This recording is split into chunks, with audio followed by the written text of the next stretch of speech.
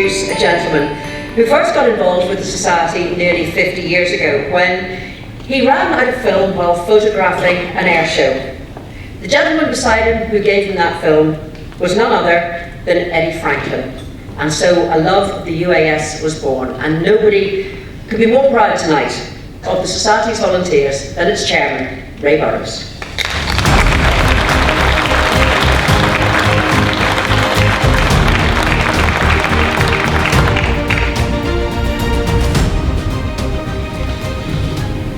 Her Majesty Lord Lieutenant, Deputy Lieutenant, Madam Deputy Mayor, Member of Parliament, elected representatives, distinguished guests, ladies and gentlemen. To be honoured with the Queen's Award for Voluntary Service is the most fantastic thing to have happened to this society in its 50 years existence. I'd like to take this opportunity to thank Her Majesty's Lord Lieutenant and his deputies for submitting a glowing report on our volunteer activities. I'd also like to thank Mr. Kyle Alexander, Mr. Magic Bactor, and the Cedar Foundation for their very positive input.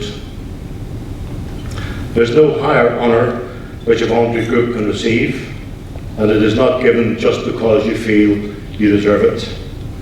It has to be earned, and you must do something special to receive it. Our something special is our volunteers, and of course what they do. Through voluntary effort, they have put together the largest collection of aircraft in the island of Ireland. Our volunteers spend many hours, sometimes 3 or 4 days a week, restoring and preserving our aircraft and to make them worthy and safe to display.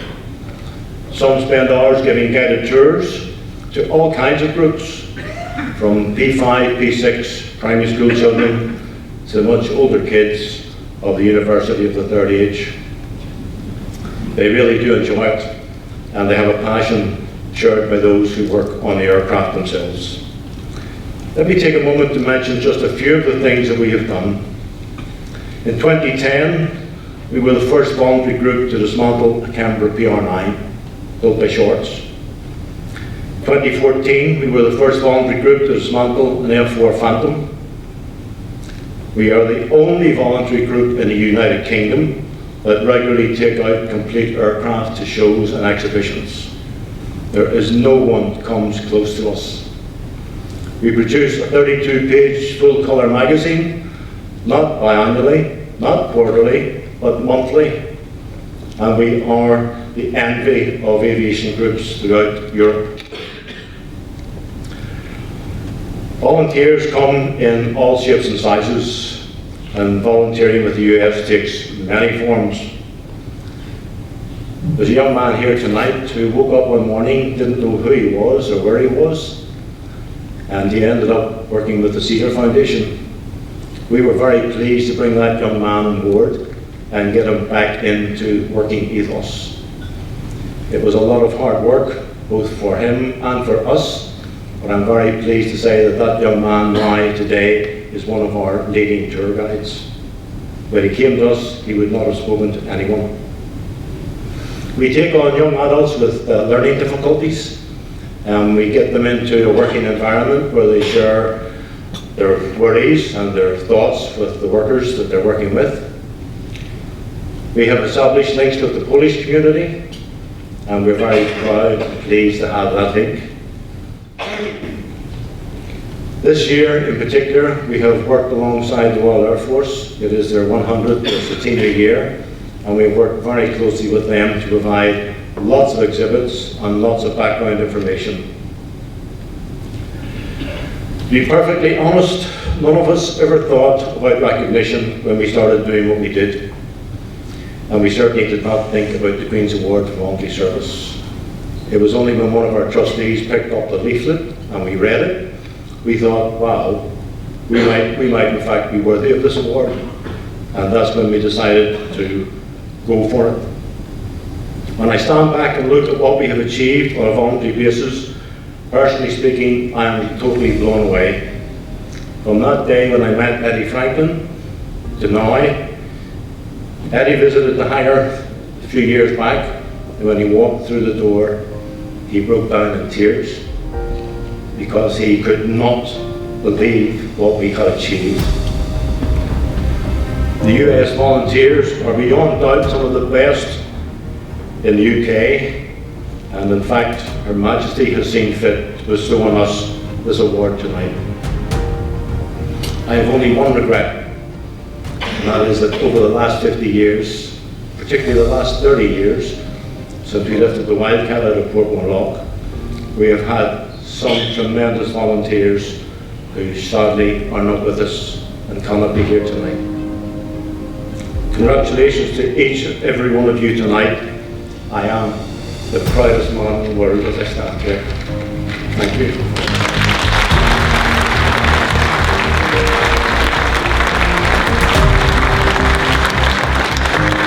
Ray, thank you so much indeed, and I know just how much this means to you, and you can tell with the emotion that you feel about this, so thank you very much indeed for sharing that tonight, and it's a lovely insight into the UAS and the contribution made by the volunteers, and the QAVS is a very special award indeed. To tell us a little bit more about the award, please welcome Walter Rader, OBE, the Northern Ireland representative of the QAVS.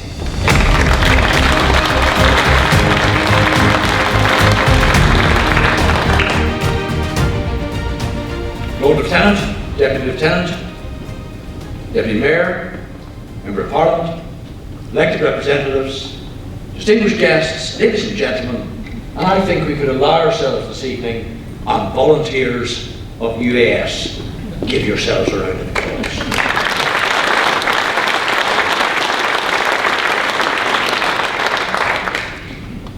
You cannot nominate your own organisation for the Queen's Award. You have to be nominated by someone who believes with a passion that you deserve that recognition for the work of your volunteers. And the nomination form that we had, the accompanying letters of support, were outstanding in their clarity of the work being done by the volunteers represented here this evening, and many who cannot be with us. Then further excitement follows, because the Lord Lieutenant and Deputy Lieutenants visit the organisation, meet the volunteers and undertake an assessment visit. And I'll not necessarily repeat, Lord Lieutenant, with your permission, precisely how people feel about the assessment visit, other than to say they're very happy when it's over. And that visit is designed to drill into the organisation, to look at every aspect of the volunteer commitment and the roles those volunteers bring to the organisation, and why they should be considered for the award. There follows a detailed assessment report written by the Lieutenancy, and sir, I am particularly grateful to you this evening for your Lord Lieutenant's citation, which then came to the United Kingdom Committee, of which I have the honour to be a member, and our 27 members of the UK Committee then assess all those organisations across the UK who have been assessed at a local level. And this year there were 450 plus organisations to be assessed. And we're taking the information and the context given to us by the Lieutenancy, and we're looking at that, elevating it to a United Kingdom level, and saying, has this organisation fulfilled the criteria of the Queen's Award?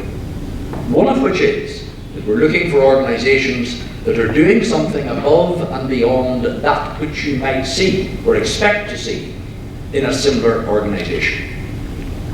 It was extremely evident from the local assessment report that this organisation produced evidence in large quantity of the uniqueness of its volunteers and the outstanding work that is being done. We've heard something of the range, contact with the Polish community, contact with schools, and I've been delighted to watch the Spitfire at shopping centres as people look at it, climb into it, have their photographs taken, and that is a very powerful reminder of the aviation history to which we must all be indebted.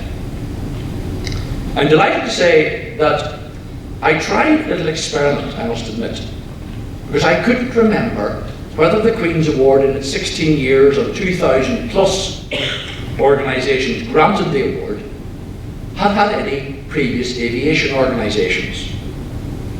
And my colleagues in London very kindly researched our database, and I can confirm that you are only the third organisation in the life of the Queen's Award to receive the award in an aviation group. In 2014, the Shuttleworth Veteran Airplane Society volunteer workers were acknowledged by the award. And in 2017, Tangemere Military Aviation Museum was also recognised. So you join a very small, very specialised, very wonderful group of aviation people who have it in their blood and are deeply committed to their volunteering and their commitment. And I say that in no small way because the excitement of getting that in here today was something else.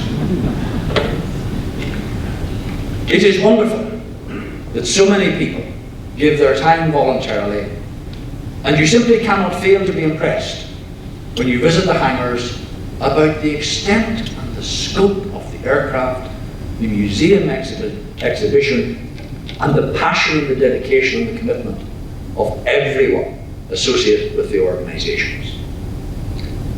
It is said that volunteers are ordinary people doing extraordinary things. I don't think we can see a better example of it than in the volunteers of this society. Lord Lieutenant, it is my honour on behalf of the Queen's Award to invite you to address us and to present the Queen's Award for Voluntary Service to the Ulster Aviation Society.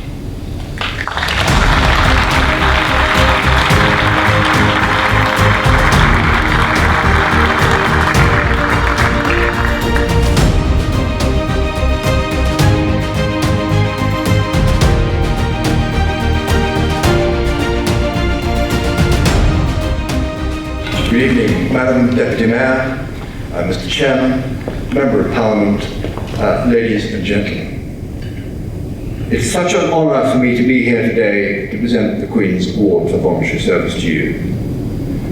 The reason that makes me so particularly proud is the efforts that all the volunteers have made to make the Ulster Aviation Society work, despite the incredible difficulties that you have had to overcome.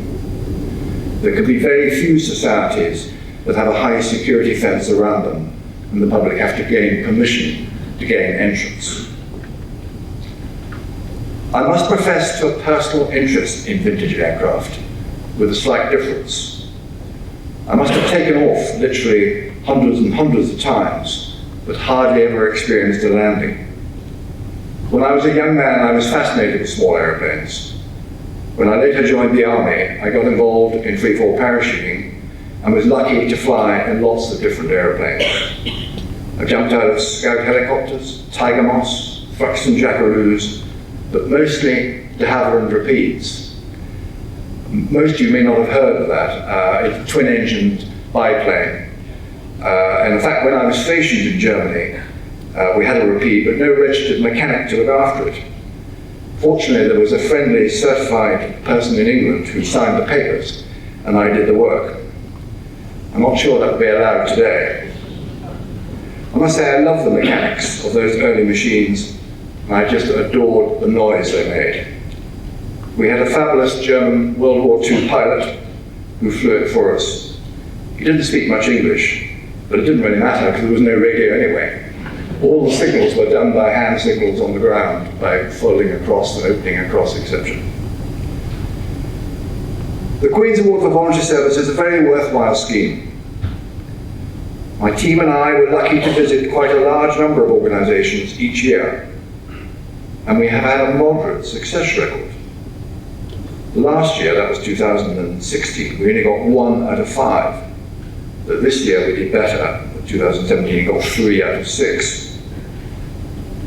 It was certainly not an automatic process for an organisation to gain this award, and I really stress that. It's quite difficult to get the Queen's Award for Voluntary Service.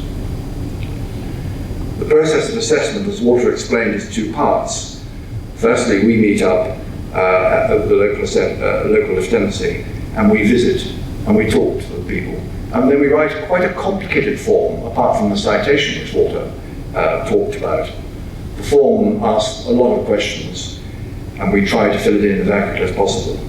And then it goes to England, and we have no further control of whether you win or not. But you did win, and you were right to win, and I'm very grateful indeed. The reasons that you were successful are many, but I would like to pick up on 5 different aspects.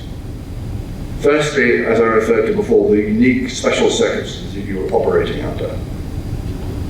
Secondly, and I think very importantly, is the educational value of the society to the public in Northern Ireland. My third point would be the tourist attraction side of what you do. It is just so important that we rebuild Northern Ireland's independence and reputation. This includes, of course, supporting many different events through the province.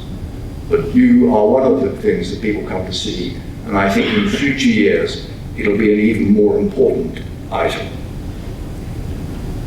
The fourth item that I've got here is the quality of the workmanship exhibited by your members. I worked in the car trade all my working life after I left the army, so I have some idea of what good mechanical work and good paintwork is, and I was amazed when I went round the society and saw the quality of workmanship. I was very impressed indeed. My final point is the comradeship and training that you give to your many dedicated members. Again, I think that is so important. It is wonderful that you're doing that and getting people involved in an interest. My final thing I would like to do is to thank Walter Rader, without whom Queen's Award for Voluntary Service will be a very simple operation. Walter has transformed it over the last few years. He has made a most amazing difference. Not many people had even heard of it. There weren't many organisations being nominated. Walter has made the difference, and I think we should be very proud of it indeed. I would like to make one final comment, and I would like to thank my Queen's Award for Voluntary Service team of Gorm, Duncan, and especially Barry. Gorm will take over next year because Barry has been doing it for 3 years and is now going to retire from the Queen's Award for Voluntary Service. In fact, he retires as a Deputy Lieutenant next year as well. Barry has been a colossal help to me. He's done almost all the work. He makes all the appointments. He communicates with the organisations, and I couldn't thank him enough. At this stage, I would like Barry to come up onto the stage, please, wherever you are.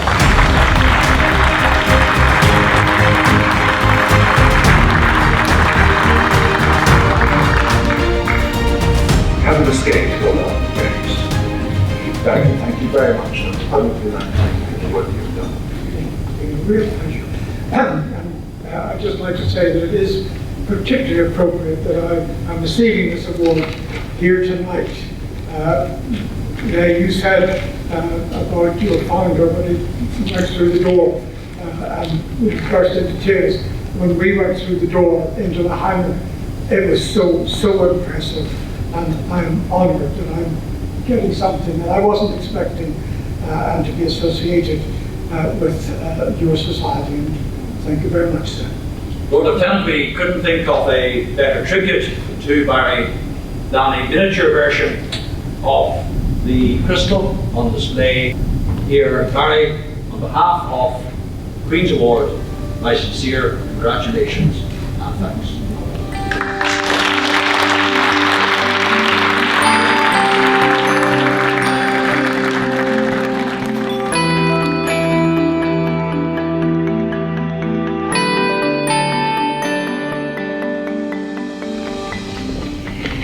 Ladies and gentlemen, I would now like to invite Ray Burrows to step forward to receive the Queen's Award for Voluntary Service, the Crystal, presented to Ray Burrows.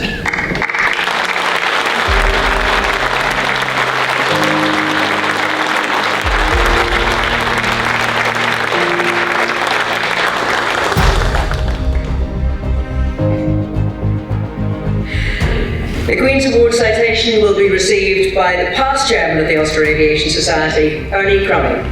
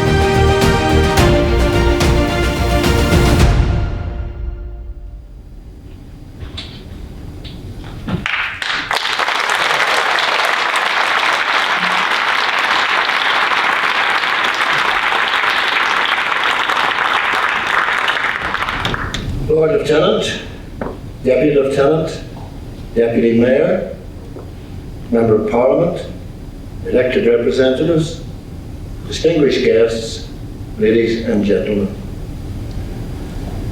This is indeed a wonderful occasion, and I am grateful for this opportunity to say a few words about the Society and what we have achieved after 50 years of growth and effort.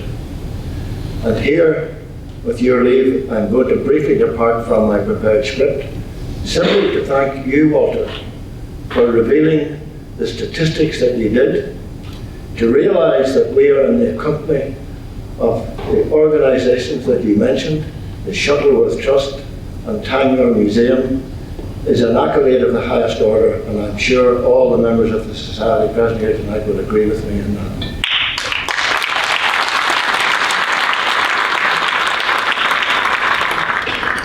The Society was formed in 1968 as a voluntary association of less than 10 plane spotters, or what my wife has often referred to and still does as airheads. I'm happy and very pleased to say that despite all the changes that have occurred since 1968, we still offer that facility to many of our members.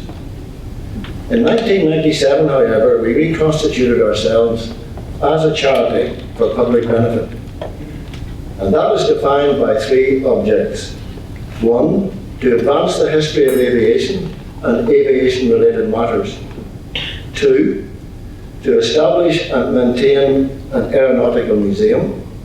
And three, to promote the permanent preservation of aircraft and items of aeronautical interest and importance. I think I can confidently say that we have achieved those objects. Currently, we have a membership of 550, and our showcase is the Ulster Aviation collection at Mays Long Cache, to which reference, of course, has already been made. And I might just add that not only are we at Mays Long Cache, but it just so happens we're only literally a couple of miles from the birthplace of aviation in the whole of Ireland. And I refer, of course, to the great park at Hillsborough, where Harry Ferguson was the first Irishman to design, build and fly an aircraft. It's also the place which has been considered for nearly 2 years now by TripAdvisor as Lisburn's #1 visitor attraction. This is reflected in numerous ways, not least by the increasing number of visits we have been receiving from individuals, community organisations and educational establishments, which this year has already reached record proportions. The collection has been created at a cost of around £250,000 to date. During a period when it has been all too evident that financial resources from museums available from state and local government sources have been decreasing. Alternatively, our funding has been and continues to be obtained by other means. This includes fees we charge for guided tours, voluntary donations from Society members and individual visitors, sales of books produced under the auspices of the Society as part of our educational remit,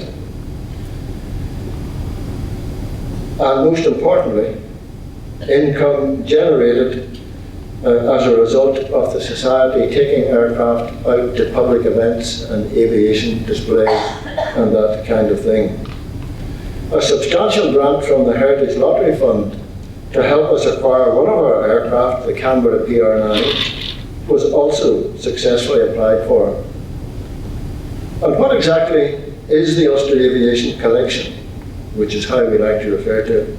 Quite simply, it's the largest collection of historic aircraft, aviation-related vehicles and artefacts, historic photographs and documents, which are the result of patient research by a considerable number of our members, and relevant interpretative displays in Northern Ireland and about the history of aviation in Northern Ireland, indeed on the island of Ireland. At present, it includes 38 aircraft or substantial parts of aircraft, 3 of which are unique in the world, while most represent significant aspects of our local aviation history.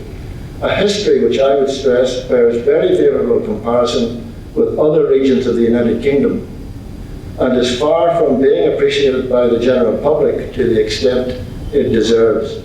For instance, how many people realise, and here I choose my words carefully, that the first lady in the world to design, build and fly her own aircraft did so as a glider initially on the slopes of Cromie Hill and subsequently powered by an internal combustion engine in the Lord O'Neill's estate between Antrim and Randallstown in August 1910. I refer, of course, to Lillian Bland. Or how many know that to date, more than 7,500 military pilots' lives have been saved by the use of ejection seats, designed and constructed by a world-famous company, founded by a young man born into a humble farming family from County Down, James, later Sir James Martin. Facts such as these ought to be more widely publicised, which brings me to my concluding remarks. Like all organisations these days, the Society has an informative website, which I commend to anyone wishing to keep in touch with our ongoing work, and I congratulate those members responsible for it.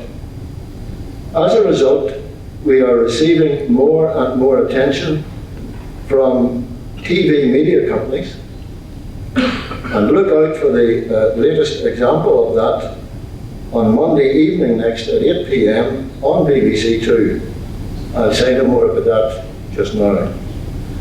Personally, and it's a reflection of my age, I don't make as much use of digital technology as I ought, but I'm pleased to say that words and photographs printed on paper have not outlived their usefulness and are used to excellent effect in the monthly journal that every member of the Society receives, Ulster Airmail, to which reference again has already been made.